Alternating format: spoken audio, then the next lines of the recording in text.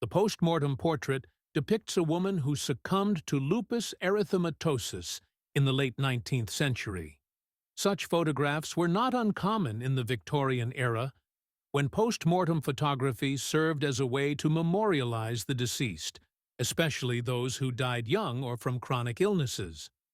Lupus in the 19th century was poorly understood, often misdiagnosed as tuberculosis or other wasting diseases.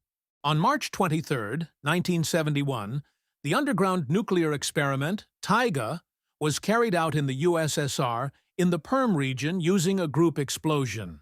As part of the test, 3 thermonuclear charges, each with a capacity of 15 kilotons, were laid at a depth of 127 meters, located at a distance of 165 meters from each other. As a result of the explosion, the radioactive cloud rose to a height of 1,800 meters and spread towards the Komi Republic. After the detonation, a pit was formed with a length of 700 meters, a width of 380 meters, and a depth of about 13 meters. Over time, it filled with water, turning into a lake, which later became known as Nuclear Lake. Initially, the project involved 250 explosions to create a canal connecting the Pechora River and the Stake, but it was subsequently curtailed. The picture shows Bucharest on December 22, 1989, the day when the dictatorial regime of Nicolae Ceausescu collapsed. The city's panorama is distorted by traces of recent fighting. Among the destroyed buildings and scattered debris, military equipment, tanks, and armored personnel carriers froze. Crowds of citizens surrounded the cars, many waving Romanian tricolors in solidarity with the revolution. The facade of the building in the background is riddled, a mute testimony to fierce street fighting. This frame captures a turning point in Romania's history. This historic event marked the end of the communist regime in Romania and the beginning of the transition to democracy. The photo conveys an atmosphere of determination and hope for change among the Romanian people.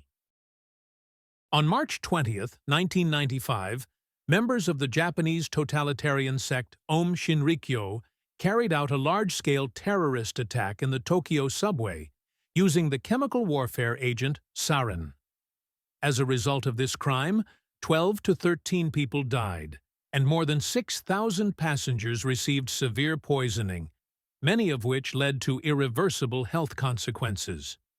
Less than 2 months later, on May 16, 1995, Japanese law enforcement authorities detained the organization's spiritual leader, Shoko Asahara, and about 30 of his closest followers.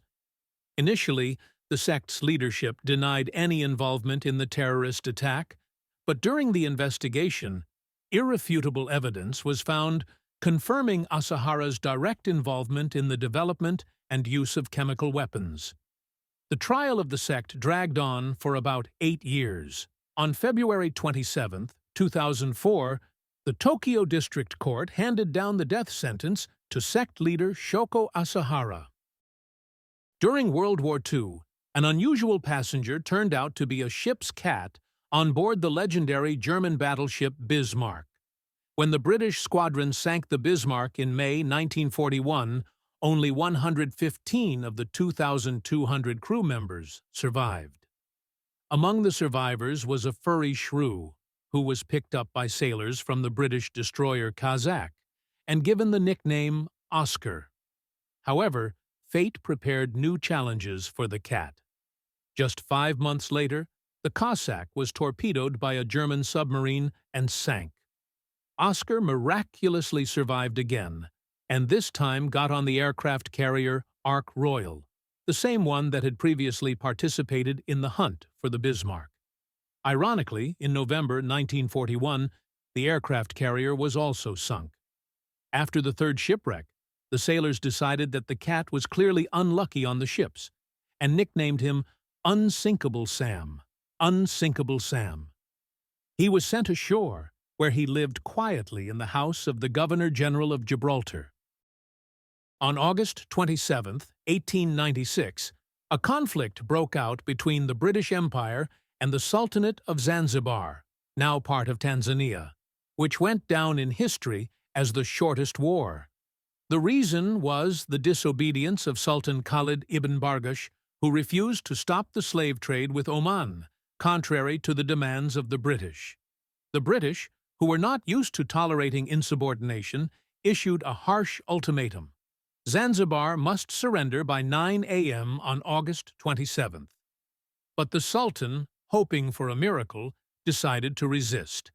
His army consisted of 2,800 poorly armed soldiers, and his fleet consisted of a single ship with one cannon. Exactly at the appointed hour, the British squadron opened fire. Within 2 minutes, the Zanzibar ship was sunk, and the Sultan's palace turned into ruins. By 9:38 a.m., the resistance was completely suppressed. Zanzibar's losses amounted to 570 people, while the British had only one sailor slightly wounded. The Kobe tragedy, 20 seconds that shocked Japan. In the early morning of January 17, 1995, at 5:46 a.m., the city of Kobe experienced a catastrophe that went down in history as the Great Hanshin Earthquake. In just 20 seconds of 7.3 magnitude tremors, the city was reduced to rubble. Terrible consequences. Human losses. 6,434 dead. Tens of thousands injured. 200,000 buildings were completely destroyed. A 1-kilometer section of the Hansen Expressway has collapsed. The port of Kobe, vital for the economy, lost 80% of berths. The city was left without electricity and water supply.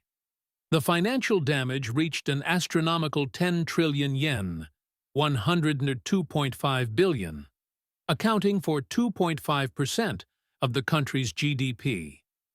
But the main shock was the complete lack of prompt assistance from the authorities. While the government was standing still, organized crime, Yakuza, launched a large-scale humanitarian operation. The criminals promptly delivered water, food, and medicines, demonstrating amazing organization. Eric Moody, the commander of the Boeing 747, who flew from Kuala Lumpur to Perth on June 24, 1982, made the most cold-blooded appeal to the passengers of the plane in distress. All 4 engines shut down due to the ash of the suddenly awakened volcano. Eric Moody turned on the speakerphone and said, "Good evening, ladies and gentlemen. This is the commander speaking. We have a little problem. All 4 engines of our liner stopped. We're going out of our way to get them running again. I hope this doesn't cause you too much concern." The engines eventually managed to start, but while the plane was flying through a cloud of volcanic ash, its entire livery was erased and the windshield became opaque. It was impossible to land on the instruments, as they were out of order. Despite this, the plane was able to land by looking through narrow slits in the windshield. None of the 263 people on board were injured.